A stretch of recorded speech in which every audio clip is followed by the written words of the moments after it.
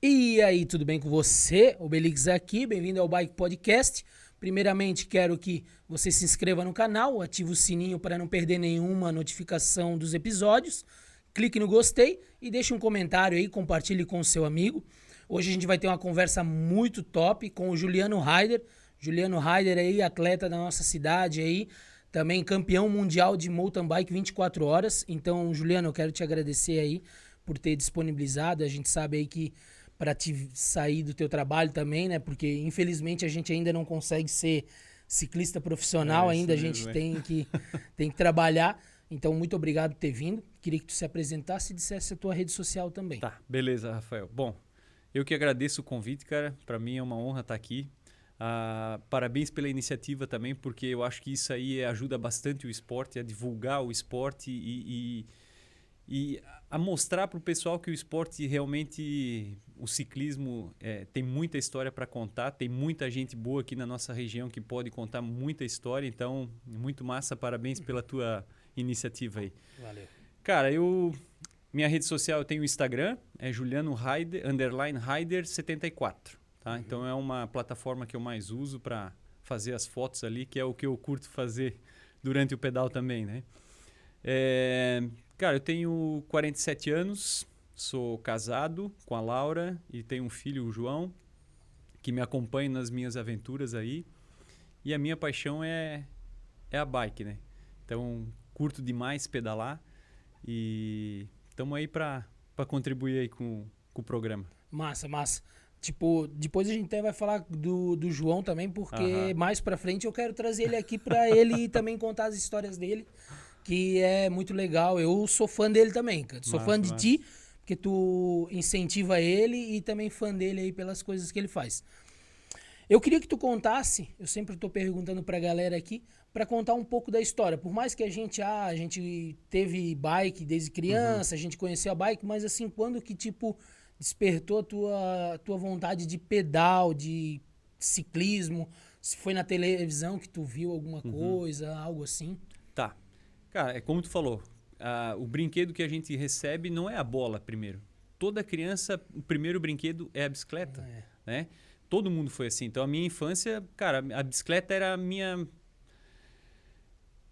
válvula de escape. Tipo, tu queria ir em qualquer lugar, era a bicicleta que tu tinhas que usar. Então, eu morava no interior, né? Uma cidade pequena, em Dona Ema, e não tinha muita opção. Então, a opção era tu pegar a bicicleta ou jogar futebol, né? Então, eram as duas coisas que estavam ali na infância, né? Sim. O futebol sempre foi muito forte, então eu cheguei a ser jogador profissional também. Eu joguei alguns anos no Atlético Hermann Reichinger, né? Pô, que massa. Então, comecei no júnior, aí fui pro profissional e aí eu tive uma fratura no tornozelo e tive que abandonar, não posso mais jogar futebol, tal. E aí, cara, trabalho, estudo, então a bicicleta ela ficou mais na infância, né? Aí com o tempo eu vim para Blumenau e aí meio que abandonei o esporte porque não conseguia mais, então eu fui procurar outras alternativas, aí fui fazer musculação, cheguei a fazer rapel por muitos anos, né? Então, mas não era aquilo que eu gostava. E aí a bicicleta entrou de novo depois que eu casei. Quando eu casei, eu e a Laura, a gente disse, vamos comprar uma bicicleta para passear na 15, por exemplo, né? Para dar uma volta, coisa de casal, final de semana. Então compramos duas bicicletas e começamos a passear. Tipo, dar uma voltinha na 15, um girinho aqui, um girinho ali, mas, cara, 5 quilômetros, 6 quilômetros, nem se pensava em quilometragem, né? Simplesmente um passeio. E aí as amizades vão surgindo, né? Porque a bicicleta também é uma coisa que é muito, muito, muito legal, é a amizade. Então, hoje minhas amizades, elas giram em torno da bicicleta. Todas, praticamente. Então, é uma coisa que me atraiu na bicicleta. Então, conheci o Ademir, que é um senhor. Vamos pedalar sábado à tarde. Então, começamos a pedalar sábado à tarde. Aí, isso foi algum tempo. E aí, daqui a pouco, eu conheci o Valmor, né? Já há muitos anos. E aí, o Valmor já começava a competir. Então, Juliano, vamos numa prova. Então, comecei a ir numa prova. E aí, tu vai muito mal, porque tu não é o teu hábito, né? Sim. O pedal que a gente faz era sempre um pedal de lazer. Era um passeio e tal. E aí tu começa em prova, cara, eu comecei a gostar, e aí tu começa, em vez de pedalar só no sábado, já começou a pedalar sábado e domingo, e aí já foi aumentando, só que o resultado em prova também, tu não evoluía, porque tu só pedalava, tu não treinava, né? E isso foi muito tempo assim, né? E, e aí eu gostei das provas, comecei a gostar das provas, né? Então, e aqui na nossa região tinha bastante prova, principalmente de marathon, né? Que é ainda a prova que traz um volume grande de ciclistas. E o Valmor era muito do XC, né? Do cross country. Então, também fiz umas provinhas de cross country, mas nunca me dei bem, nenhuma delas, né? Então, sei lá, para exemplificar, dentro da categoria que eu participava, se tinha 20 inscritos, eu era da metade para trás, sempre. E aí vem aquela vontade de tu querer evoluir, que eu acho que é de qualquer esportista que ele começa dentro de um esporte, ele quer evoluir. Então, eu comecei a pegar a planilha de treino e foi indo, né? Mas aquela coisa sem pretensão nenhuma, para ir evoluindo um pouquinho dentro do esporte e tal. E aí a questão do ciclismo também envolve muito tempo, né? E é uma coisa que às vezes tu não tinha, porque aí a família, e o João nasceu na época, então aí ele de pequeno te consumia muito tempo, e ainda tu não estava na vibe assim de, eu quero competir, eu quero ser um atleta e tal. Então, treinava final de semana, às vezes conseguia treinar uma vez, 2 por semana tal. E as coisas foram acontecendo. Eu acho que o tempo, né, ele vai te amadurecendo e tu vais evoluindo conforme o tempo também. Eu acho que o resultado ele vem disso, da tua evolução, degrau por degrau, e não é de uma hora para outra que tu vais evoluir dentro do esporte, né? E eu acho que todo mundo tem condições de evoluir dentro do esporte, depende da dedicação que tu vai voltar para isso, tá entendendo? Porque tem que ter uma dedicação, tem que ter um tempo, né? Não adianta tu querer evoluir pela forma mais fácil, porque tu estás querendo enganar a ti, né? Tu talvez podes passar uma imagem para os outros, mas o maior enganado é tu mesmo, né? Então, eu acho que essa evolução ela vem com o tempo e leva muito tempo. Não é uma coisa que acontece do dia para a noite, né? Exatamente. E aí vai indo, né? Foi essa a minha entrada na bicicleta e nas competições, né? E naquela época só mountain bike mesmo, né? Só mountain bike, Aí, quando eu comecei a pegar a planilha, aí a Laura me comprou uma Speed. Ela me deu de presente uma Speed, né? Porque a Speed, na questão do treinamento, ela ajuda muito, né? Então eu não tinha Speed, era só mountain bike. Então eu comecei a entrar nesse mundo da Speed também. Mas nunca competi de Speed. A Speed sempre, gosto do pedal da Speed, mas nunca fui para uma prova de Speed para participar. Não era uma coisa que me chamava atenção, era sempre o mountain bike, né? E gostava tanto da terra que foi pra gravel daí, E aí né? agora eu tô na gravel e, cara, não saio mais da gravel. A gravel, ela entrou, na verdade, muito tempo depois, né? Porque eu tava treinando para as provas de 24 horas, né? E aí eu participei de 5 ou 6 provas de 24 horas. Foi 2017. E aí o que acontecia? A minha bike era uma full. E eu tinha que, muita parte do treino tinha que ter subida, né? Pedalar em morro. Cara, e de speed tu não tem morro aqui na nossa região, né? O morro que tu tens aqui, se tu quer pegar uma montanha, o mais próximo é ali no Belchior, que vai para Luiz Alves, e só. Então, assim, eu moro no Bela Vista, então para mim ficava ruim. Pô, ir até lá é toda questão de tempo. Só de ir lá, fazer um treino, voltar, pô, às vezes dá 3 horas. Então não dava. Então eu treinava muito de mountain bike. E aí vinha a questão da manutenção da bicicleta, né? Por ser uma full, cara, eu tava gastando muita grana.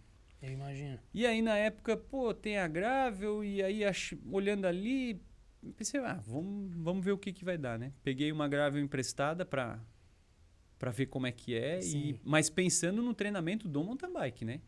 e ter um custo menor de manutenção, porque a Gravel, na verdade, é só uma relação, é uma speed para terra, né? Basicamente, não tem suspensão, não tem link, não tem nada, é relação, então é uma bike muito simples. E eu treinei muito de Gravel, então comprei uma, mas o meu foco era o mountain bike, né? E aí eu me apaixonei pela modalidade, tanto que hoje eu vendi minha mountain bike, não tenho mais mountain bike, tô só na Gravel porque é uma bike que, para mim, ela substitui ali tanto a speed quanto a mountain bike, né? Ela... Tipo, eu não vou conseguir fazer uma trilha pesada com ela, Sim. né? Mas porque eu pedalo 99% que é estradão, ela me atende. E as nossas estradas hoje em Não, dia também é tudo tapete, né, cara? Hoje a nossa região aqui toda, a estrada de terra, ela é um tapete, como tu falou, sabe? Tu não precisa de uma bike full para andar na estrada de terra. Se tu tens uma bike full, tu vais andar 90% com a suspensão travada. Então, isso. Até uma rígida mesmo, né? Tu não tem a necessidade Tu vais usar uma full, por exemplo, num cross-country, numa trilha, tá? Onde realmente ela foi projetada para isso, né? Mas como eu estava pedalando só estradão, a Gravel ela veio para esse encontro, né? Então, comecei a gostar da modalidade, tanto que hoje 95% dos meus pedais é de Gravel, né? Não abandonei a Speed, ainda tenho a Speed porque eu gosto da vibe do asfalto também, mas a Gravel ela me proporciona principalmente esse contato com a natureza, né? Sair do asfalto, né? Porque o asfalto aqui, cara, tu fica limitado também. E, cara, a gente tem muito lugar bonito aqui na nossa região. O que eu conheço hoje da nossa região, eu conheci pela bike. Não, sabe? E é assim, tu vai nos interiores aí, já aconteceu comigo de fazer foto e todo mundo, meu, cara, que lugar bonito, que lugar é esse, que lugar é esse? Era aqui na Figueira, sabe? Então tu pega um amanhecer, um pôr do sol, que o pessoal não consegue... Tá no quintal de casa e tu não consegue ver isso, tá entendendo? Te proporcionar. E a bike me proporcionou isso aí e proporciona para qualquer um que tá envolvido na modalidade, né? Tu falou esse negócio do quintal da gente, né? Eu sempre comento assim, né, cara? A galera daqui do Brasil, a maioria apoia o ciclista, mas tem muito aquele ignorante que não apoia. Só que às vezes esse cara aí, ele pega um avião, vai lá para Amsterdã e aluga uma bicicleta para tirar foto pedalando lá. E, poxa, ele deixa de pedalar aqui, que, a gente tem em cada lugar mesmo. Tem muito lugar bonito aqui, sabe? Muito. Tu vai aqui na Lagoa, tá entendendo? Vamos supor, falar no asfalto, que tu chega ali que tem aquela lagoa na beira do asfalto, com aqueles pinheiros no fundo ali. Cara, já peguei pôr de sol ali e nascer do sol. Cara, é fantástico. Então, assim, ó, é a simplicidade, tá entendendo? Tu não precisa de algo muito extraordinário para conseguir algo bonito. Sim. Então, e tu passa ali todo dia. E quantas pessoas passam ali todo dia? Só que passam de carro, é correria, e a bicicleta já não. Quando tu vai para pedalar, é outra vibe, tá entendendo? Tu aprecia o local, tu procura a beleza nas coisas. Que beleza ela vai existir em qualquer lugar, né? Só que a gente às vezes passa voando e tu não observa esses detalhes, tá entendendo? Exatamente. Aí, como tu falou, às vezes o cara passa de bike, o cara veja, meu Deus, mas tem um lugar ali, eu nunca tinha visto isso ali, porque tu passa de carro rápido. Tu não percebe, então, exatamente. E a Gravel, eu sou um cara que eu amo road, né? Eu não tenho mais mountain bike. E eu tô bastante inclinado a pegar uma Gravel, porque como eu gosto, eu amo o guidão da road, eu acho legal pegar. O que eu tenho medo pra mim, porque eu sou muito pesado, é da trepidação, né? Porque, querendo ou não, hoje tu usa um pneu ali, a aro 27, né? 27,5 com pneu 42. 47. Na verdade, eu uso os dois. Eu tenho duas rodas para Gravel, né? Então, assim, aqui no Brasil, a maioria das Gravel usa a roda 700 ou o 29, né? E aí as bikes, cara, aí teria que procurar, elas vêm com pneu 700 por 40, 42, que é um pneu um pouco mais largo, um pouco mais alto, né? E a questão que tu falou da trepidação, realmente, ela trepida porque não tem nenhum amortecimento, né? E aí, se tu pegar um quadro de alumínio que ele é muito mais duro, tu vai sentir muito mais. Então, tem a opção da roda 27,5, onde tu consegue jogar um pneu mais com uma parte de borracha maior, que aí o teu amortecimento é aquele colchão de ar ali que é proporcionado pela altura do pneu, né? Sim. Então, ela já te ajuda bastante, né? Então, eu prefiro andar de 27,5. Tipo assim, é um pneu que atende a qualquer tipo de terreno, sabe? A nossa região aqui, com 700, tu anda, porque a gente tem uma estrada muito boa, mas, sei lá, eu já peguei estrada que às vezes não tem um cuidado tão grande, que não é uma estrada principal, por exemplo, e às vezes tu pega muita trepidação, muita pedra, então o 27,5 ele é pau para toda obra, né? O 700 não tem mais erro, fácil de derrapar também daí, né? Sim, tipo numa tem estrada mais assim. Isso, tem toda essa questão. O 700 tu já... Cara, tu tem que sempre ficar mais esperto, porque é um pneu mais fino, tem menos área de contato, ele tem que estar mais cheio também. Então, por exemplo, num pneu 742 eu uso 34 libras para o meu peso, mais ou menos. 30, 34. No pneu 27,5 eu uso 24 libras. Os dois 20. são tubeless? Nas duas rodas são Sempre tubeless? tubeless. Só uso tubeless. Não uso tubeless ainda na Speed, que eu ainda não tive essa experiência, mas vou pro tubeless também. Hoje em dia, cara, tu andar na terra sem tubeless, não que não dá, tu podes andar, só que assim, por exemplo, tu botar uma câmera num pneu desse com uma calibragem baixa, cara, a chance de tu furar é muito grande. Sim. Né? Então, no tubeless, tu só vai ficar na mão se rasgar o pneu. Fora isso, então, eu no gravel eu já andei muito, já furei, mas rasgar pneu eu rasguei uma vez só, sabe? Então, assim, o tubeless, ele é, nesse ponto, ele é, pra mim é essencial, tá entendendo? Eu pegar, colocar tubeless na hora. Não imagino andar sem. E, cara, eu de vez em quando dou umas pesquisadas nas gravel, assim, lá fora, assim, aqueles projetos que eles fazem massa.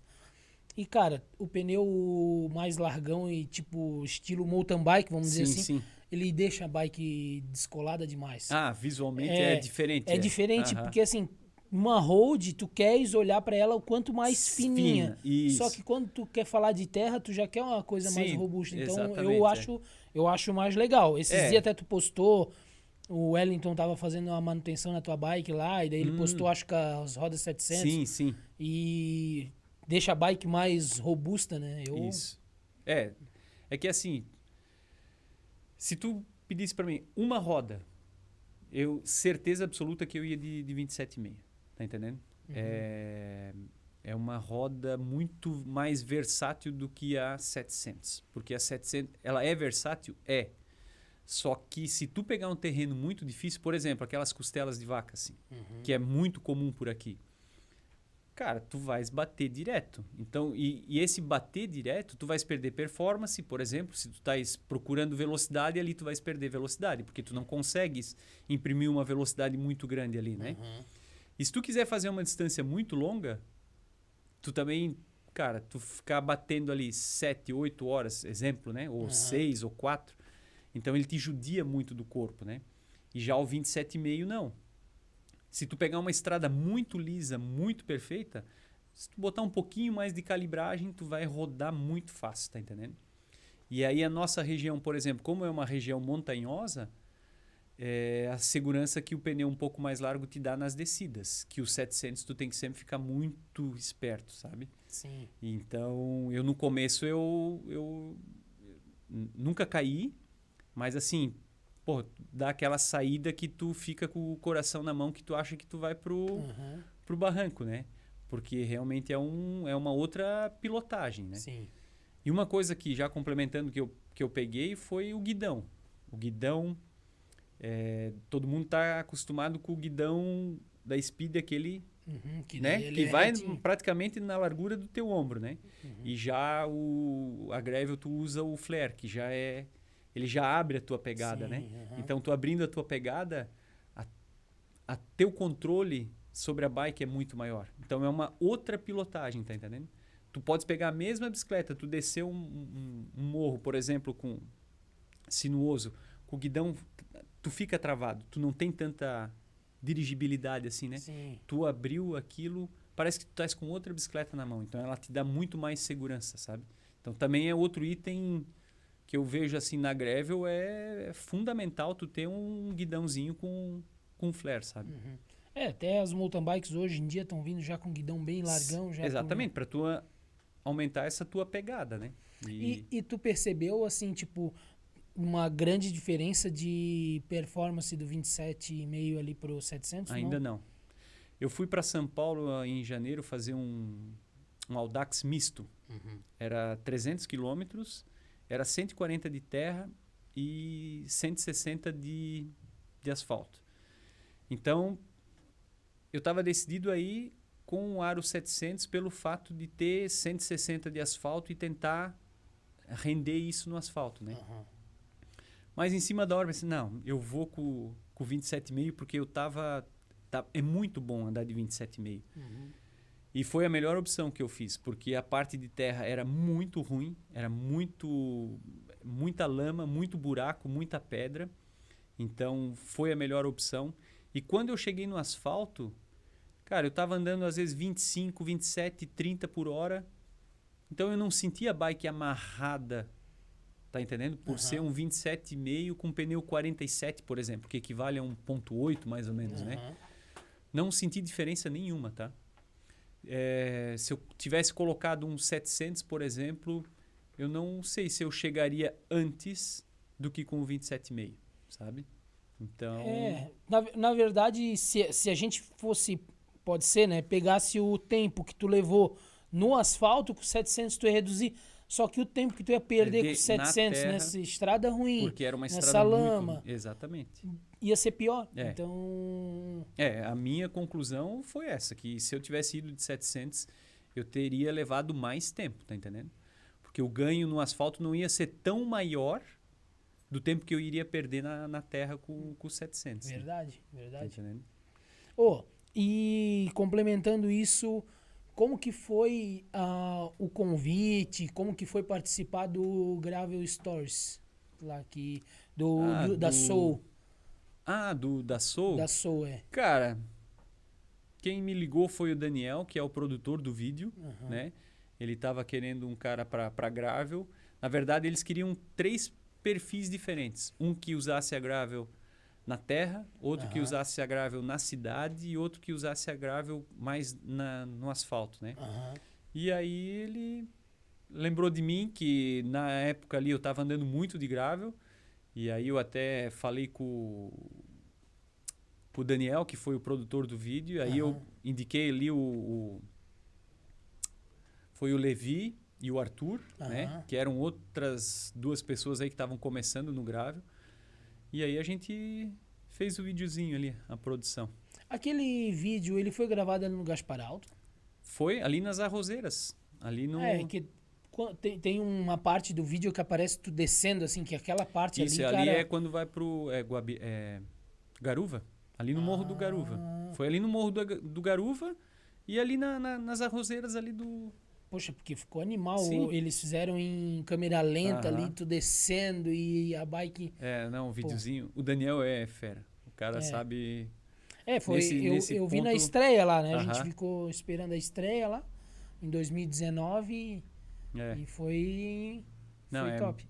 E é um lugar assim, tu vê um vídeo, tem uma paisagem bonita e tá aqui no quintal de casa, tá entendendo? Aquela que gravaram no asfalto. Que era aquilo acho que era... O Levi. Isso é um asfalto que vai para Rio Negrinho. Ele sai de Doutor Pedrinho, vai para Rio Negrinho. Então é uma estrada nova. Ali eu acho que ela deve ter sido construída em 2018, 2017. Tanto que esse final de semana a gente fez um pedal lá.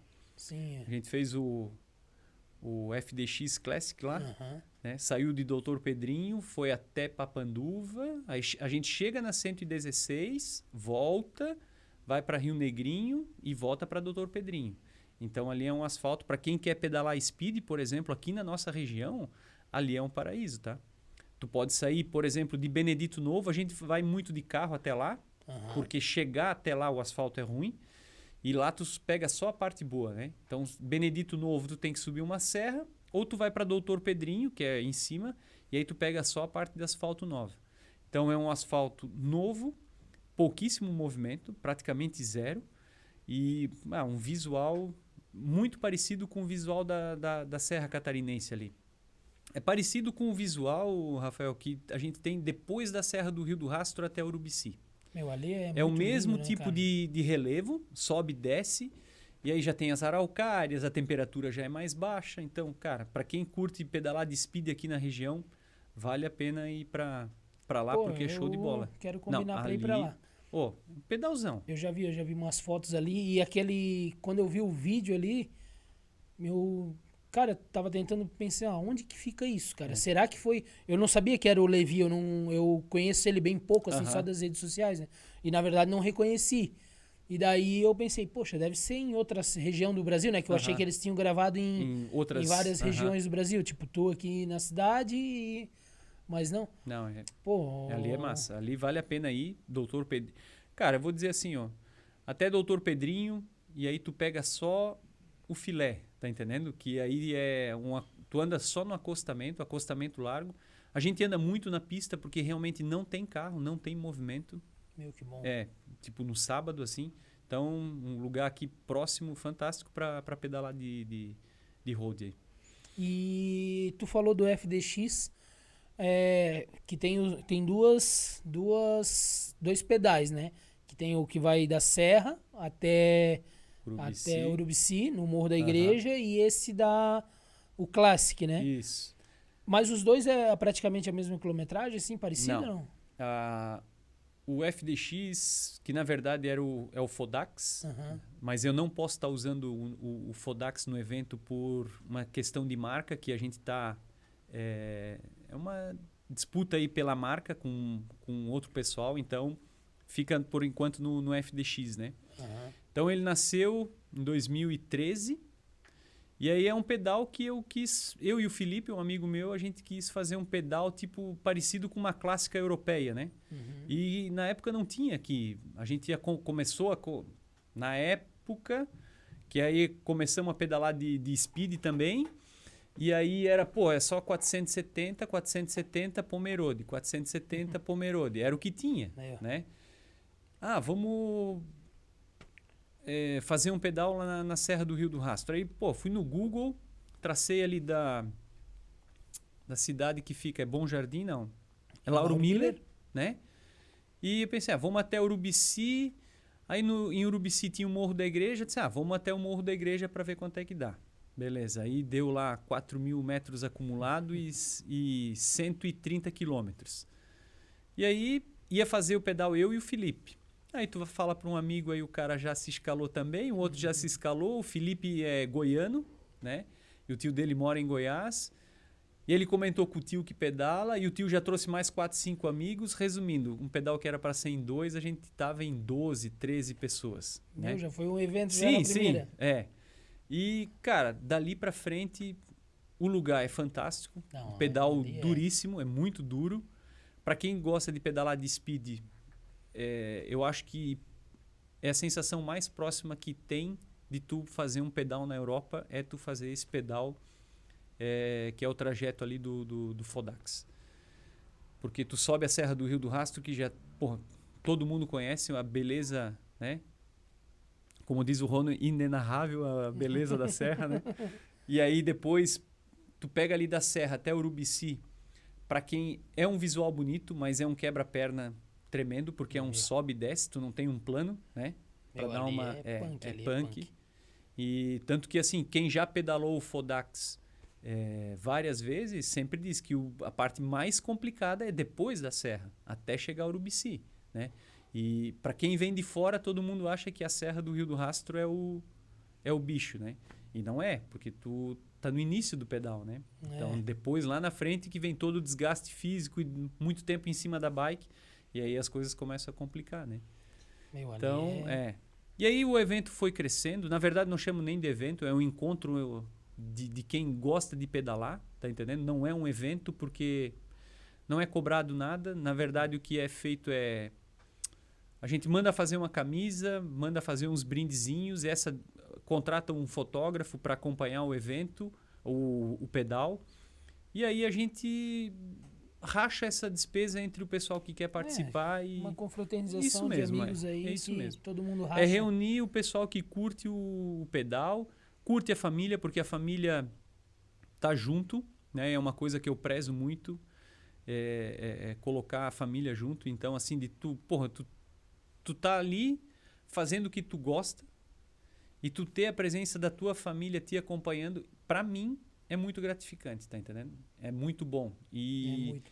E o que eu já percebi nesses anos todos, que são 8 ou 9 anos já de Fodax, é que tem muita esposa que não fazia ideia do que o marido ou o namorado fazia. Tá entendendo? De como era difícil o que ele fazia, de como era desgastante e ao mesmo tempo de como aquilo é apaixonante e envolvente, tá? Então, muitas esposas às vezes vinham e, meu, que legal isso aqui, eu não imaginava que o meu marido fazia isso, ou que ele ia conseguir fazer isso, sabe? Então isso é porque quem legal. acompanha ali, tu percebe todo o trajeto. Sim. Eu fiz o apoio do Pedro e, quando começou ali mesmo, depois da serra ali, eu pensei, caracas, E é uma esses região caras que tem são muito muita fera. gente aqui que não conhece essa parte. Muitos vão até até a Serra do Rio do Rastro e voltam.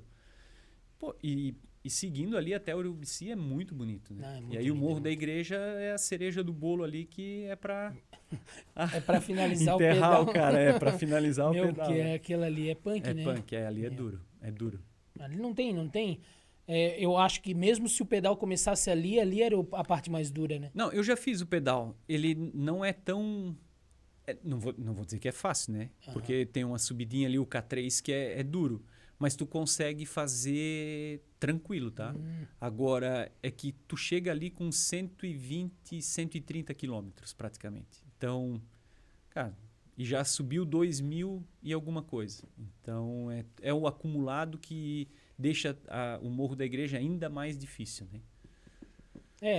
Se o cara não saber dosar ali no começo, ali na serra, porque na serra ali, que tipo assim, todos que participam do Fodax são pessoas que conseguem terminar tranquilo, né? Eu nunca vi ninguém assim que tu pensa assim, não, esse cara aí tá maluco se enfiar aqui, né? Tu percebe que são, só que eu já vi o cara não conseguindo completar por conta dele mesmo não saber se dosar, se né? dosar, é. Porque... tem muitos que vão... vamos ver o que vai dar, mas a maioria já tem uma experiência no pedal, né? E o que acontece é isso. É assim, é o dosar, é o não se alimentar, é o não se hidratar. E isso acontece muito, tá? Por mais experiente que às vezes tem ciclista ali que já pedala há 10 anos, tem o cara que não bebe e não come durante o pedal. Não tô com sede, não tô com fome. Só que a gente não pode esperar ter sede ou fome para comer e beber, né? O maior erro, né? É o maior erro. Então, e é uma coisa muito comum, tá? Talvez pela ansiedade, pela vibe, vontade de chegar antes, sei lá. Mas acontece bastante e acontece com frequência, assim. Eu acho legal ali ir naquele pelote ali, o cara querer ir sozinho por querer ir na frente não, ali perder tempo, porque, é legal ali o cara tá... Às vezes o cara pela passa vibe, né? Pela vibe de tu ter ali os amigos ao redor e até mesmo o pelote, um vai ajudar o outro, né? Entendendo? Tu sozinho é tu e o vento contra, né? Então, ali num pelote, tu já consegues... Se tu tá cansado, dá uma descansada, o outro vai lá e puxa, então vai fazendo ali aquela movimentação. Tu passa o tempo também. E vai rindo e vai, né? Então, é massa. É muito legal. E o Classic veio depois daí? O Classic veio depois pelo fato de tentar reunir o pessoal mais vezes, tá entendendo? Então, o primeiro Classic que a gente fez foi em 2019, com o pessoal que fez o Fodax daquele ano, né? Então, a intenção era simplesmente reunir o pessoal para fazer mais um pedal e não ficar só no Fodax, né? Ali da Serra. E aí, como a gente começou a pedalar lá para cima em 2018, 2019, e o local lá também é fantástico, então a gente decidiu fazer uma volta maior, quilometragem maior, só que com uma altimetria um pouco menor, né? Lá a altimetria é menor. Menor. Esse final de semana a gente deu 250 quilômetros e 3.700 acumulado, né? É menor, mas não É é pequeno, menor, não é mas pouco, não é pequeno. né? É. Porque Já o Fodax ali na Serra tem 150 quilômetros e 4.100 acumulado, né? Mas aí entra o fator distância e tempo, né? Porque eu acho que eu levei 8 horas, 9 horas para eu fazer o vi pedal. 8 horas, eu acho, e 50 minutos, É, alguma coisa assim, né? né? Eu Então, vi. assim, é muito tempo em cima da bike, né? Então, também tem toda aquela dinâmica de alimentação, hidratação, tu dosar. Porque se tu esticar o cabo no começo, não chega, né? Já falando sobre dosar aí e hora em cima da bike, vamos falar desse mountain bike 24 Ah, horas. Tipo, tu já tinha na cabeça assim, eu quero participar dessas.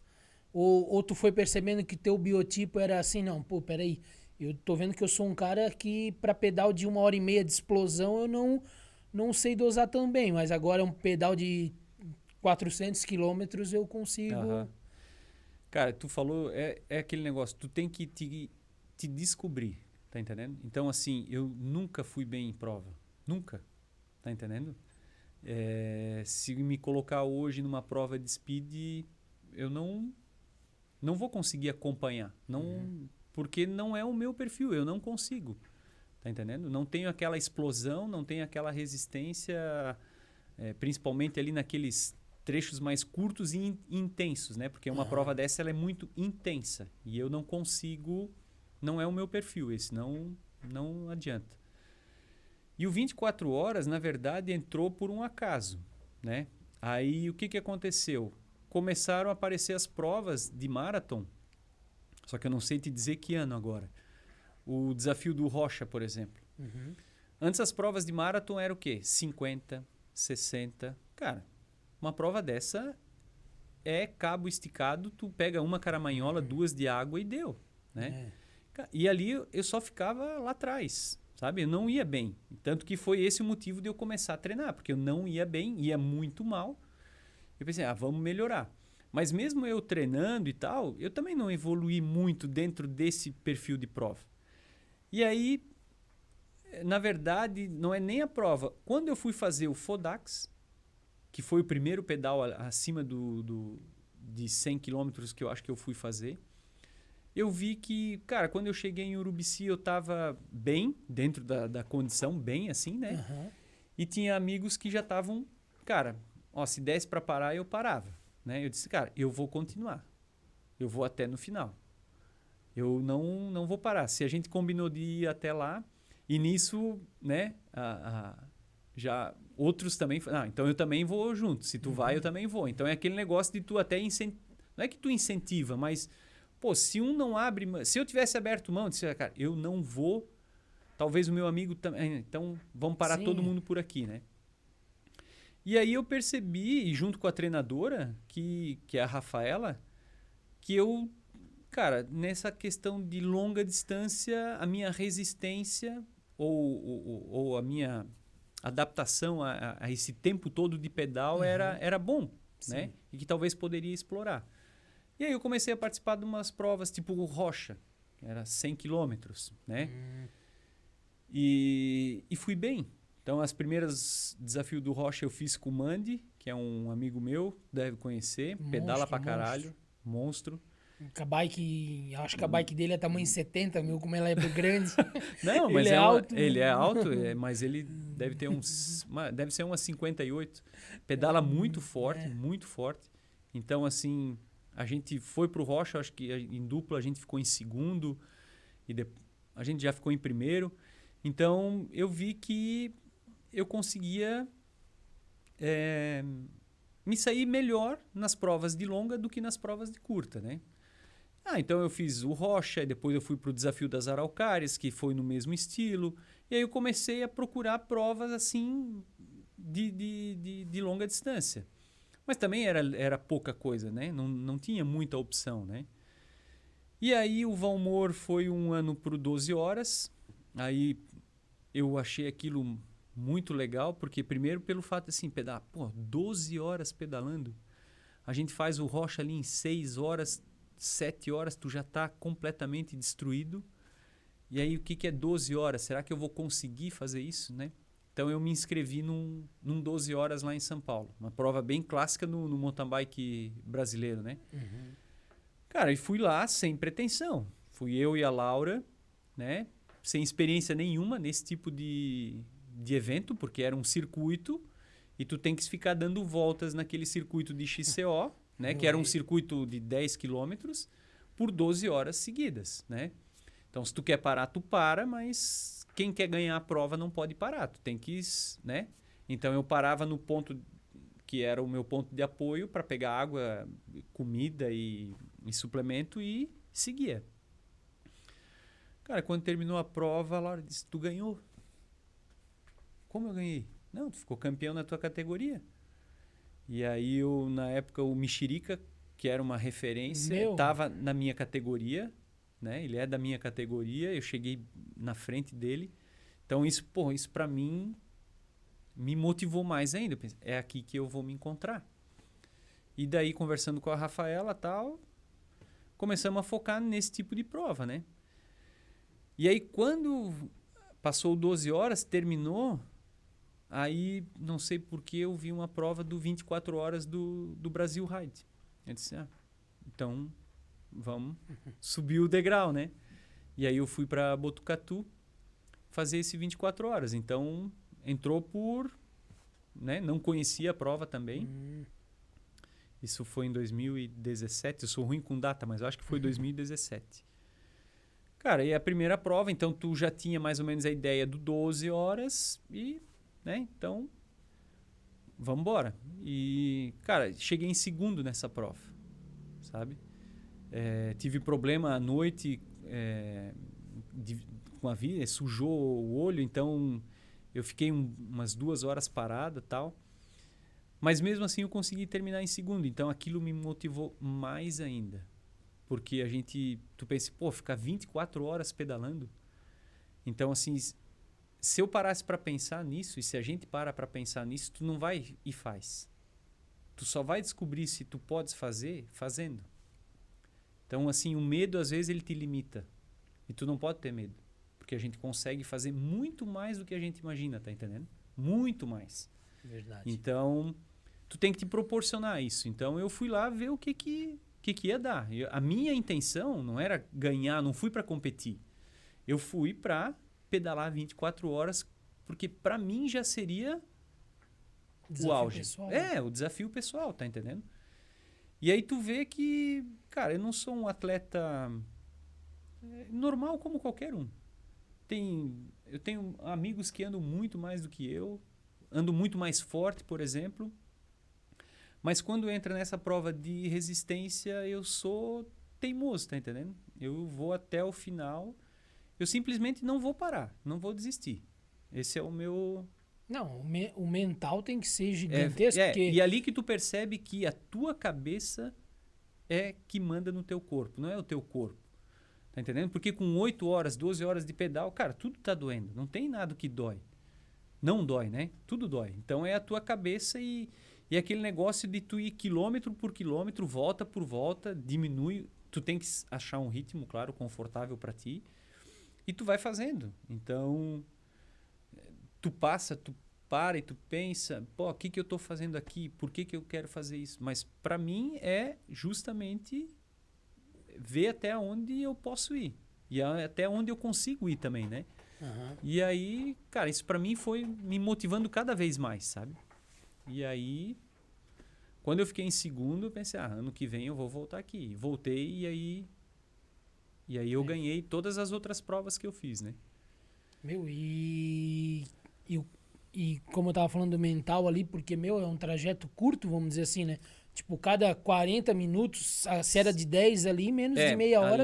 Ali em Botucatu, vamos falar do 24 horas, era uma pista bem técnica, né? E ela tinha 11,5 km e eu levava, em média, de 50 a 1 hora. Depende né? Então... mas a pista ela vai mudando, porque é muita gente participando e dando volta. Então, tem certos trechos que a pista vai se modificando, tá entendendo? Assim, o terreno, né? Às vezes tinha água, lama, e aí uma hora tu passava era de um jeito, quando tu vinha na outra volta já tinha passado mais 20, 30 caras, aquele local já era diferente. Então, e aí tem o complicado sempre era quando chegava na parte dura da pista, sei lá, uma subida, que é quando chegava lá, pensa, putz, agora eu vou ter que subir isso aqui tudo de novo. Aí tu vai lá, sabe? Mas tu vai fazendo uma, tu vai fazendo duas e assim vai, né, cara? E aí é o mental que define a tua permanência na prova e tu continuar e não parar e assim vai. Mas treinamento pra isso, tu não faz. Cara, Tipo, antes de tu ir pra prova de 24 horas, tu não fez um pedal de 24 não, horas. não. Isso era sempre uma dúvida que eu tinha, né? Eu sempre dizia pra Rafa, que é a minha treinadora, pô, mas eu tinha que simular algo parecido, eu tinha que fazer, porque é o que eu vou enfrentar lá. E ela colocou isso que não. Que tu não precisa simular a prova, tu vais... É como se tu pegasse a prova e dividisse em segmentos. Então, tu vais fazendo segmentos. Até porque o desgaste de uma prova dessa é muito grande. Então, se dentro do teu treinamento tu simular uma prova de 24 horas, talvez tu vai levar 2 semanas para te recuperar daquela prova. E aí é 2 semanas que tu não vais treinar. Então, mais vale tu fazer treinos menores, mas mais intensos, do que um grande, né, muito intenso, que tu vais levar muito tempo para recuperar. Então, claro que tinha os longões, às vezes, de final de semana, mas às vezes não passava de 6 horas. Tá entendendo? Não passava de 6 horas. Pô, que interessante. Bem... E aí, tu chega lá, é o mental que também conta muito, né? Então, eu questionava muito ela que talvez o treino que eu tinha que fazer não era pelo fato de condicionar o corpo, e sim condicionar a tua mente. Para tu ter a segurança de, não, eu consigo fazer aquilo. Só para tu ir mais seguro, tá entendendo? Mas todas as provas que eu fiz, eu nunca fiz um simulado e sempre terminei. E eu acho que tu vai ficando mais forte com o passar do tempo, tá entendendo? Porque tu sabes que tu consegues... Tu já fez uma vez, então tu tem capacidade de fazer a segunda, a terceira e assim por diante, né? E essa questão de tu fazer... A primeira é tu vencer a barreira do medo. Esse é a maioria tem medo. O medo Tá entendendo? É Tu tem que te proporcionar isso. Não é ninguém que vai te proporcionar isso. É tu, eu vou fazer meu primeiro 100. Cara, tu tem que sentar na bicicleta e fazer teu primeiro 100. É hoje que eu vou fazer isso. Tá entendendo? E tu não vai pro 200. Agora o meu objetivo é o 150, mas tu não precisa fazer isso na semana que vem. Tu vai ter que evoluir para chegar no 150. Tu vai ter que evoluir para chegar no 100. E aí eu acho que são degrau. É um degrauzinho de cada vez que tu vai subindo, tá entendendo? É, isso aí mesmo. Não precisa ter pressa, né? Não. Mas o nosso problema, o problema, eu acho, do ser humano é toda a vida. O cara quer emagrecer rápido. O cara quer... Ele quer evoluir rápido. Tipo assim, eles não olham, tipo assim... Pô, o cara olha lá o Pichait ganhando tudo. Mas daí o cara vai ver, ele tá 10 anos fazendo isso todo dia, treinando todo dia. É que a gente só olha o cara quando ele tá no pódio. Mas tu não vê toda a história que ele tem. Todas as horas que ele treinou, o que ele fez para chegar lá, né? E aí, às vezes, o cara... porque ele tá tomando alguma coisa. Claro, porque tu só viu o cara no pódio. Né? Tu não vê o cara em outro lugar. Mas se a gente for acompanhar, tu vai ver que o cara treina muito. É muito tempo, é muita dedicação, tá entendendo? Isso eu tô falando profissional, claro, que é a profissão dele. A gente como amador ainda é mais complicado, porque tu tem trabalho, tu tem família, né? E são coisas que tu não podes abandonar, porque o esporte ele não vai te proporcionar um ganho financeiro que tu vais colocar o teu trabalho de lado e vai viver do esporte, né? Uhum. Então... Tu tem que equilibrar. Eu acho que equilíbrio é a palavra para isso tudo, tá entendendo? Não, e a gente que tem que trabalhar e tal, tem a família para cuidar, tem a casa. Cara, a gente, na minha opinião, a gente eu falo assim, cara, a gente é atleta, cara. Mas não, atleta é o cara que acorda de manhã e só tem que pedalar e deu. Cara, pô, Não é fácil, Não. não é fácil ser vida de atleta. Só que, cara, não é fácil mesmo. Tu tem que acordar de manhã, às vezes. é, Tipo, segunda-feira eu vim aqui gravar com o Pinguim. Aí eu acordei 5 horas da manhã pra ir pra academia. Tinha um cara de Blumenau pedalando ali, passou na frente da minha casa. Sim. Frio, cara, frio. Eu falei, pô, esse cara aí, ele tá voltando pra Blumenau. Quer dizer que, tipo assim, ele Já já. saiu mais cedo. Ele deve ter saído de casa pelo menos 4 horas da manhã. Então, Isso, cara. eu faço isso muito, às vezes, nas férias. Final de semana, por exemplo. Cara, eu acordava 3 horas da manhã, sábado e domingo, para ir pedalar, para 9 horas estar em casa para aproveitar o dia com a família. Tá? Às vezes eu tinha que fazer um pedal longo de 5 horas, 6 horas. Pô, se tu sair às 9 da manhã de casa, qual é o tempo que eu vou passar com a minha família? Então, quando eu voltava do treino, era o horário que eles estavam acordando. Então, tu aproveitava o dia, né? Então, tem esse lado. E se tu quer evoluir dentro do esporte, tu tem que saber que tu vai ter que ter uma dedicação. Não adianta. E não é no esporte, é na tua vida. Tudo que tu vais fazer, tu vais ter que te dedicar, tá entendendo? Claro que o esporte, eu acho que tu estás ali por uma opção, porque tu gosta muito de fazer, então a gente acaba se dedicando com mais entusiasmo naquilo, né? Mas tem que ter dedicação.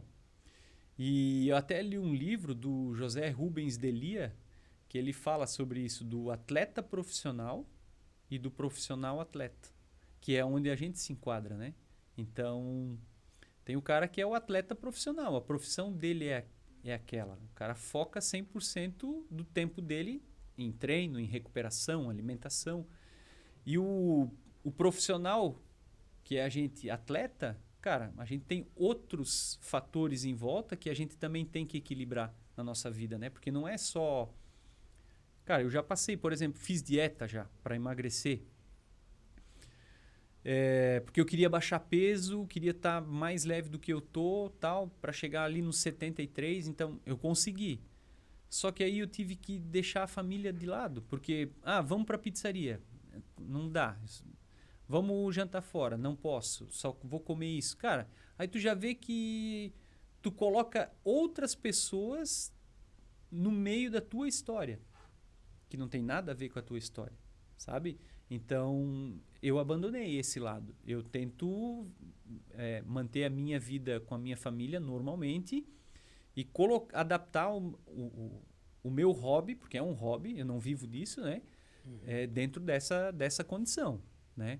Não vou mais deixar isso de lado, porque, cara, a gente tem que ter o social, é importante a família, é importante os amigos, então tu entra meio que numa neura, sabe? Eu passei por isso, assim, não ia na pizzaria com os amigos porque, né, tu vai comer, né? E aí eu não queria. Então isso para mim hoje já não serve, não. É claro que tu tem que ter o teu foco, o teu objetivo, tu tem que cuidar, mas levar aquele negócio assim a 1000%. E se tu tens a oportunidade de cuidar, pô, de segunda a sexta e no sábado ir lá poder ir na pizzaria com a tua família, tu não vais deixar. Exatamente. E quem dirá, tipo assim, né? Que nem tu tu é um cara privilegiado, né, cara? Tu tem o teu filho no mesmo esporte que tu tem a tua mulher que te apoia, então, tipo, sim, o cara... Tudo vai levando... e se tu começar, tipo assim, um exemplo, o João quer pedalar contigo hoje, aí tu fala, não, João, não vai dar porque eu tenho que fazer um treino forte. Aí ele, pô, já vai ficar triste, que ele gosta. Aí daqui a pouco a tua esposa, vamos sair pra almoçar. Não vai dar, porque eu tenho que fazer o treino de 6 horas. Daqui a pouco eles vão começar a pensar, tipo criar raiva do esporte que eles gostam. Exatamente. Então, o cara tem que saber como eu falei, eu tive muita sorte, né? Porque a Laura, assim, ela não curte fazer o esporte. Ela já tentou pedalar, já compramos bicicleta, ela já teve bicicleta, mas não é a vibe dela. Só que ela também gosta muito de acompanhar esporte. Ela gosta de esporte, mas como espectadora, né? Então, ali... os apoios que eu tive no 24 horas, no 12 horas, sempre foi ela. Então, é um perrengue também, porque ela também tem que ficar acordada 24 horas. E a gente não fica acordado 24 horas, né? Porque a prova começa sábado ao meio-dia. 8 horas da manhã, tu já tem que estar acordado, tomando teu café, preparando a tua estrutura, porque a gente é amador, então era eu e ela que carregava a caixa, que carregava isso, que ia buscar gelo, sabe? Então, para meio-dia, tu começar. Aí a prova ia até domingo de meio-dia. Aí terminava a prova, desmontava toda a estrutura, guardava tudo no carro, premiação. Cara, ia almoçar às 4 horas da tarde, sabe? E ela do meu lado ali. Então, tem que ter essa parceria. E eu só cheguei ali porque eu tive esse apoio, porque sozinho tu não faz. Eu tá tava entendendo? conversando com o Pinguim sobre isso, que ele chegou a participar de uma equipe de ciclismo profissional. Uhum. Então a gente tava conversando sobre isso, como é bom quando, tipo, acaba a prova, tu só vai pro hotel, no outro dia Tu a não tua tem bike outra- tá lavada. Isso, tu vai descansar, né? Então não é fácil para quem é... Amador, não. É. Exatamente. Tipo assim, hoje tu tens o privilégio de teu menino sempre tá andando contigo aí, né? Eu acompanho direto ele e tal. E ele até participa do Fodax. Ele não completa porque tu não deixa, eu acho, né? Porque ele, Não, ele consegue. não, acho que é pesado para a idade É? deles. É que o João, assim, ele ama o ciclismo, entende de ciclismo. Se for para conversar aqui sobre as grandes voltas, os ciclistas, cara, ele sabe tudo. Quem ganhou, quem perdeu, quem é esse, quem é aquele, sabe? Então ele gosta muito. Gosta de pedalar, porque sempre estava ali, né? Mas ele gosta do esporte pelo esporte. Ele já não curte as competições, por exemplo. Não é a vibe dele, sabe? Não é, ele não... Ele gosta de ver as provas, mas a bike para ele é uma diversão. Ele vê aquilo como... Ele quer pedalar for pedalar fun. por pedalar, tá entendendo? E eu também não quero cobrar isso dele, né? Mas, cara, eu hoje, eu sou assim. Vamos sair pra pedalar, se nós tiver que parar, paramos, se nós tiver que tirar uma foto, tira. E eu acho legal isso também, tá entendendo? É que é Eu tudo... respeito o objetivo de cada um. É que são momentos, ô Rafael, sabe? Eu já passei por... Tinha hora que eu ia pedalar... Cara, eu ia pedalar por pedalar, fazer uma foto, parar para ver um visual bonito. E vai passando tempo. Daqui a pouco tu encontra um objetivo. Ah, eu vou fazer aquela prova. Cara, aí se tu queres fazer a prova, eu já começo a me dedicar para aquilo lá, porque eu, né, quero ir bem, fazer bem aquela prova lá, né? Mas eu acho que assim, o importante é tu te manter. A gente que está falando de bike, é te manter no esporte e tu encontrar motivo e se encontrar motivado para ir pedalar, tá entendendo? Então, o João, por exemplo, não é a vibe dele. Ele quer pegar a bike para dar um rolê. No Fodax ele gosta. No último Fodax ele foi até o trevo de Urubici e ali foi o limite dele, né? Porque ele também não treina, né? Então, E ele é novinho também, né? tem 15 anos, E Aí ele é bem estuda, magrinho. E aí o que eu percebo assim, o ciclismo ele é muito individual. E é ruim para a gurizada entrar no ciclismo, porque o adolescente ele precisa do grupo, tá entendendo? Ele precisa dos amigos para conversar, para ter a resenha, e ali ele vai só comigo. Cara, eu sou pai, não sou amigo, é diferente, tá entendendo? Então, isso é uma coisa que ele sente falta de outros para formar esse grupo, né? Dele, né? E aí tu vê na Europa já não. Na Europa tem as escolas de ciclismo. Então, cara, é como tu ir na escolinha de futebol. Ah, gurizada, tu acha que eles vão lá para jogar futebol? Eles vão lá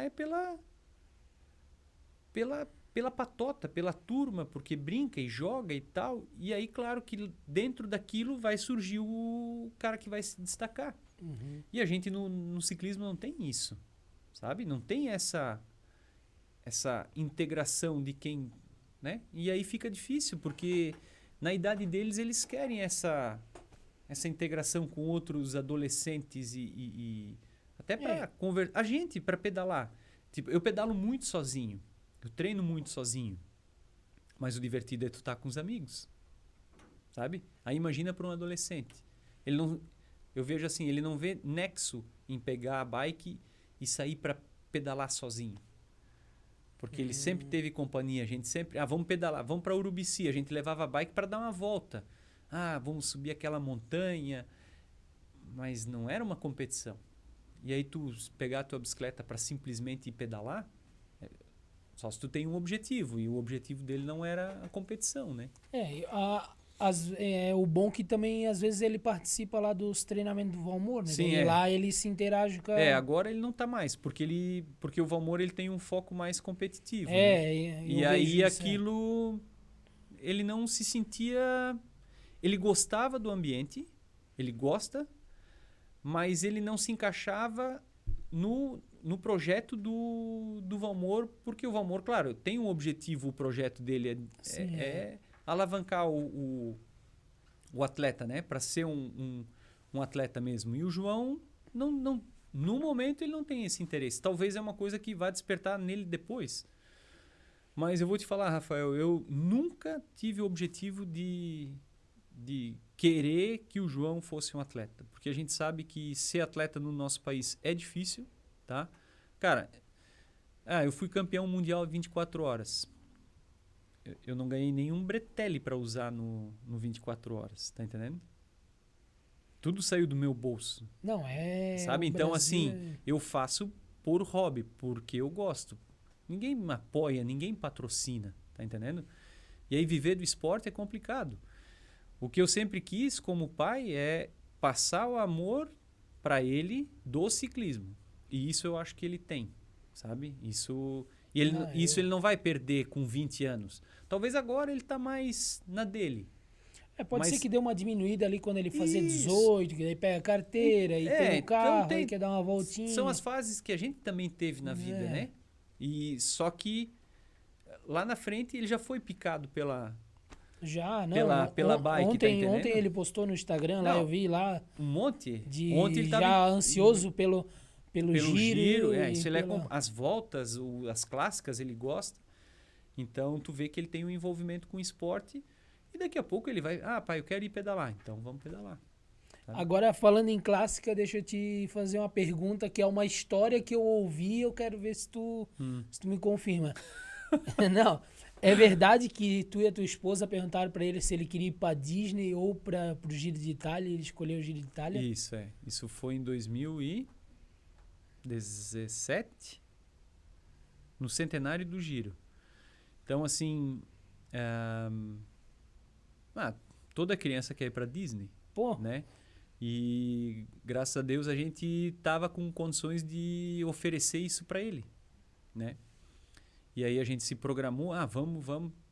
Tá, João, a gente quer fazer uma viagem e aí a gente quer saber o que tu quer ir fazer, né? Porque, pra gente que se eu for para os Estados Unidos vai ser massa, porque eu nunca fui. Se for para a Europa, mais ainda. E aí a gente perguntou para ele e ele disse, não, eu quero ir para ver o Giro de Itália. Não quero ir para Disney, eu quero ver o Giro. E aí a gente foi para a Itália acompanhar o Giro. A gente ficou 10 dias na Itália. Caraca. E 10 dias acompanhando a caravana do Giro. Então a gente não passeou. Tipo assim, eu ainda disse para Laura, a gente conversa assim, que dá vontade de voltar, mas para ir passear. Porque a gente passou por cada lugar fantástico, muito lugar bonito, só que, cara, a gente acordava... vamos pegar o carro, vamos para a largada. Da largada a gente já tinha que seguir para a cidade da chegada, porque a gente viveu em torno de acompanhar a caravana ali por 8 dias praticamente, né? Mas por vontade dele, ele quis. E aí o pai adorou pouco, né? Eu nem vou falar que fiquei feliz, né? Mas é que ele sempre foi muito apaixonado, né? Ele não sempre foi, né? Cara, e a gente teve muita sorte que... No final do Giro, a gente foi em Milão, era um contrarrelógio, e aí foi na época do Tom Dumoulin, que ganhou o Giro, que passou mal lá, que ele teve que parar a corrida para pegar que ele teve aquele problema intestinal. Sim, foi sim. Naquele dia, a gente chegou no Stelvio, que era uma etapa lá que a gente assistiu, foi a primeira etapa que a gente viu. Então, assim, foi tudo muito massa, né? E o final foi em Milão, né? Era um contrarrelógio e tal. E aí, quando terminou o contrarrelógio, claro, aí ele se sentiu porque os atletas, como era o final de prova, passavam por um corredor. Então, muita foto, muito autógrafo e tal, né? E aí ele conseguiu bater foto com muitos atletas, pegar autógrafo. Mas ele era fã do Nibali, é fã do Nibali, né? E o Nibali ficou em segundo ou terceiro na época, né? E ele queria muito um autógrafo do Nibali. E aí quando terminou toda a parte de premiação, o Nibali passou, porque na praça de Milano lá, construções muito antigas e tem várias ruas que desembocam, vamos supor, na praça central ali, né? Uhum. E aí tinha uma rua que levava para uma avenida principal. E aí o Nibali estava indo nessa direção, cercado de segurança e tal, porque ali o ciclismo realmente é paixão, estava todo mundo em cima. O que a gente vê aqui de torcedor em cima de um jogador de futebol, lá é os caras em cima do ciclista. Uhum. Então, ele, pai, eu quero o autógrafo do Nibali. Ele disse, então vamos, né? Só que o cara tava indo rápido e como tinha muita gente, ele pegou e foi. Cara, e aí ele se perdeu naquela multidão. Eu também não vi. E aí era tipo uma rua, só que nessa rua tinha várias ruas transversais. Mas era rua não com carro, era só para pedestre, né? Uhum. E tu olhava aquilo tudo muito igual, tudo muito cinza e tal. E meu filho, cara, e olhava, e eu fui andando em frente, né? Pra seguindo. Cara, andei uma meia hora e aí eu já comecei a entrar em desespero, porque era muita gente e o João tinha 10 anos, tá? Era uma criança. Na Itália, ele sabia falar um pouquinho de inglês, né? Mas era uma criança, né? E aí quando eu cheguei no final, que chegava num castelo lá, que era uma avenida principal, ele voltando, chorando, dizendo que não tinha conseguido pegar o autógrafo do Nibali. E nem preocupado se eu estava junto ou não estava, né? E aí eu disse, tá, João, é um cara famoso, é difícil conseguir, né? Aí ele disse, não, pai, mas o ônibus deles estão lá, ele está lá no ônibus, vamos lá no ônibus. Ele disse, tá, então vamos pro ônibus. Aí chegamos lá no ônibus, mas era assim, era o ônibus e muita gente ao redor, segurança. Então o ônibus estava na lateral, assim, onde tem a porta. Quando a gente chegou no ônibus, o Nibali subiu no ônibus. Aí eu disse, João, cara, infelizmente a gente não vai conseguir, né? E aí aquela multidão tal, e aí ele queria ir mais perto, né? E aí tinha uma senhora do lado que viu ele todo eufórico, porque era tudo adulto que estava ali, né? E aí ela disse assim, mostrou assim, né? Vai por trás. Aí ele foi por trás e chegou, por exemplo, na frente do ônibus. Quando ele chega na porta, que ele tinha uma camisa do Giro, né? Quando ele chega na porta do ônibus, desce o Nibali. No mesmo instante. No que ele chegou na porta pela frente do ônibus, ele chegou e o Nibali desceu. Nisso ele já deu a camisa na mão do Nibali. O Nibali autografou. Cara, aí foi a festa, né? Aí ele se sentiu assim. Aí voltamos tal, aí encontramos a Laura já preocupada também. A gente já cansado do dia todo de muvuca, de corre, de vai e tal. E aí entramos numa ruazinha daquelas, sentamos ali, ninguém, só nós três, né? Sentamos no meio fio, né? E aí olhamos assim, eles tem um carro da Sunweb, que era a equipe do Mulan que ganhou a prova, né? Será que a gente não acha o do Molan? Eu disse, não, João, aí tu já estás querendo demais, porque, cara, o cara foi campeão, né? Uma hora dessa ele deve estar dando entrevista, um monte de coisa. Ele não... Agora vai ser difícil tu achar ele, porque era muito grande, né? Aí ficamos sentados lá e tal. Aí a Laura disse, então vamos, porque a gente tem que comer alguma coisa e tal. Quando nós três nos levantamos e viramos, quem estava vindo ao nosso encontro? Tom do Molan, um funcionário com a taça do Giro de Itália. Cara, só nós 5. Eu, a Laura, o João, Tom do Molan e um cara da equipe. Um cara da equipe. Eu tava com a taça, eu não botei a mão em respeito ao cara. Aí ele já autografou a camisa do João também. Já fizemos foto, fizemos vídeo. E aí, claro, as pessoas passando na rua, né, nas outras já viram, aí já começou a muvuca. Mas foi assim, cara... Na hora certa, no Não. lugar certo. A gente tava lá no lugar certo aonde o cara foi, porque o carro era o que ia levar ele para o Faz hotel. entrevista. Aham. Então aí o João ele conseguiu tipo a camisa do centenário do Giro, tem o autógrafo do Molan, que é o campeão que foi, e do Nibali, que é o ídolo dele, né? Então foi, cara, aquele dia foi sensacional, assim. Foi muito Pô, que massa. massa. Aham. Não, é tipo uma realização total, né? Ele Não. quis ir pra lá e ainda Não, conseguiu. e por toda a história, sabe? Porque assim, a chance de tu conseguir um autógrafo do campeão no dia que ele conquistou o campeonato ali, cara, a chance é zero, tá entendendo? E tu encontrar o cara na rua, lá numa viela, de nada, chance menor ainda, né? Então foi... De certo, ele falou pro cara, vamos nessa aqui não tem ninguém. Não, e são ruas muito estreitas, pequenas assim, né? Construções muito antigas e tal. Cara, foi sensacional, assim. Muito massa. Ai, cara, massa. Top demais, velho. Deixa eu fazer mais duas perguntas aí pra gente finalizar aí. Eu queria que tu falasse qual foi o teu pedal mais difícil, assim, na tua vida, assim, qual que tu disse assim, não, agora esse foi o que eu mais ou sofri, ou que foi mais difícil pra se organizar pra fazer ele.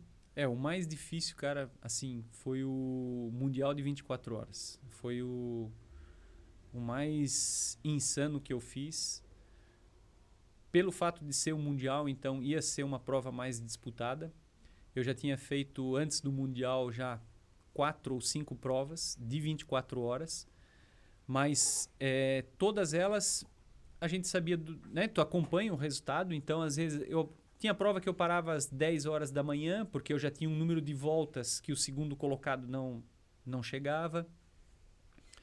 Já teve provas que eu parei às 9 horas da manhã, porque o segundo colocado estava muito atrás. Então, né, como o que determina é o número de voltas, né? Então, é o número de voltas que tu dá em 24 horas.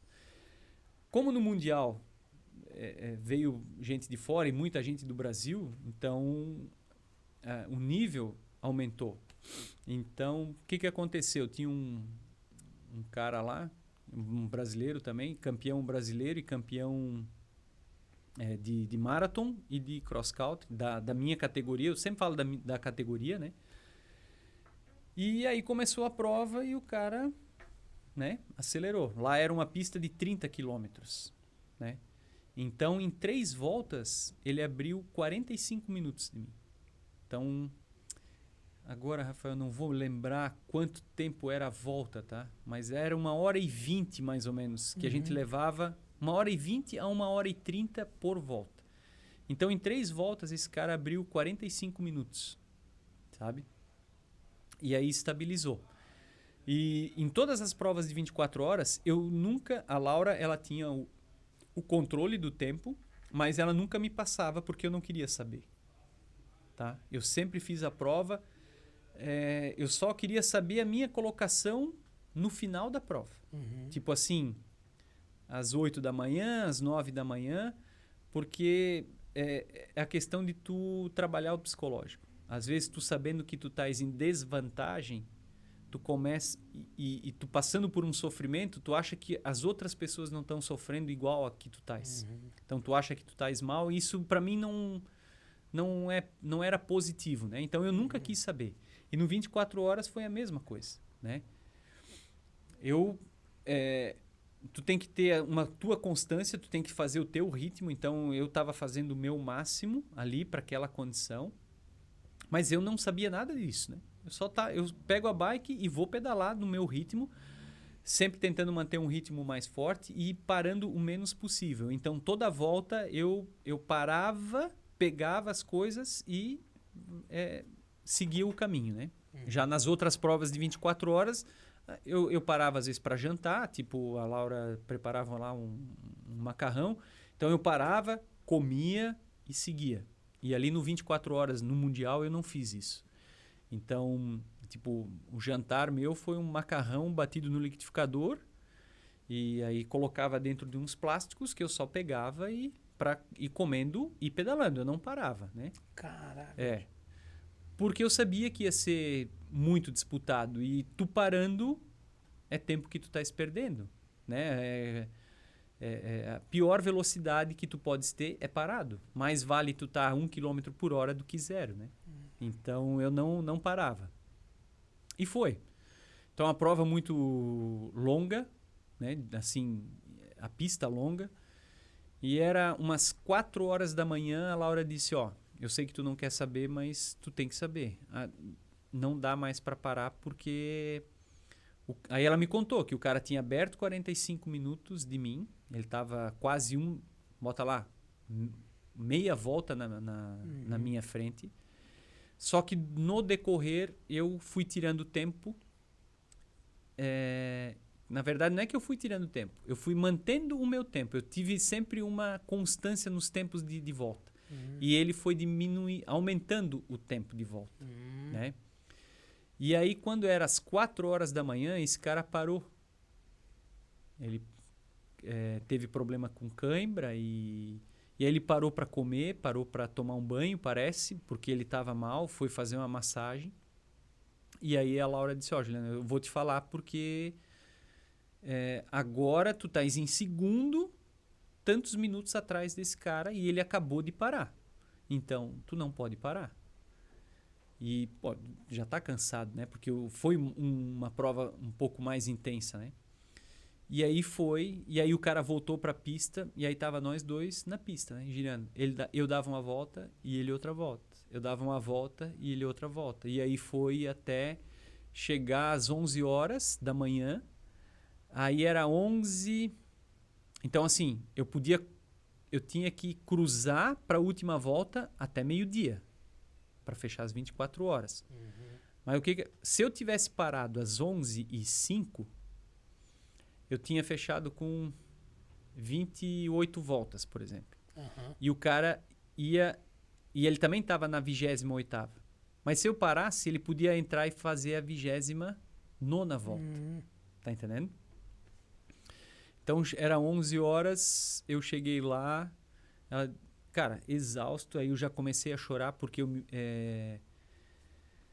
não é que eu me assei, mas deu uma ferida ali no isquio do cilim, tipo um pelo encravado e aquilo estourou. Então aquilo estava me causando muita dor. Eu estava com muita dor e eu não conseguia ficar sentado. Então a maior parte do pedal eu estava fazendo em pé, porque ou eu pedalava de lado, sabe? Porque eu não conseguia mais sentar. E aí, claro, junto o cansaço, a dor muscular e tal. E aí, quando eu cheguei 11 horas lá, eu disse, eu vou parar, não aguento mais. Ela disse, não, tu não... Agora não. Tem que ir. Se tu der essa volta, cara... Se tu der essa volta, tu é campeão. Então, aí eu fui. Fui e conquistei o campeonato mundial. E, cara, pra mim foi conquista animal, assim. Foi o que eu mais alto que eu cheguei até hoje foi nisso, sabe? Porra. Então, me emociona porque eu consegui isso por apoio da família. Tava lá o João e foi o meu motivador sempre foi ele, sabe? Isso me emociona sempre. Não, mas não tem como Tranquilo. não se emocionar, né, cara? Porque, tipo,